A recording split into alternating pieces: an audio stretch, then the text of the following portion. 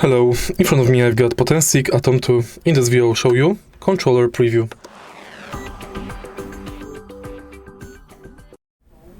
In the beginning, take a look at the controller.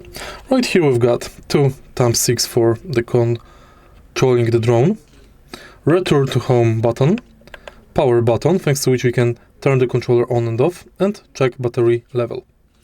This is the antenna. Fold the antenna before charging and point it towards the drone during flight. Controller is retractable, thanks to which you can fit basically most smartphones and even iPad. On the bottom we can find two places for screws,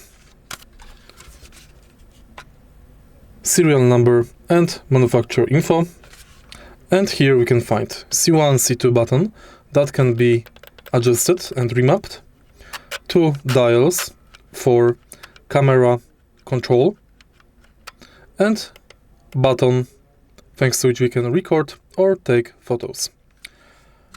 Right here we've got the charging port. If you find this video helpful, please leave a like, comment and subscribe.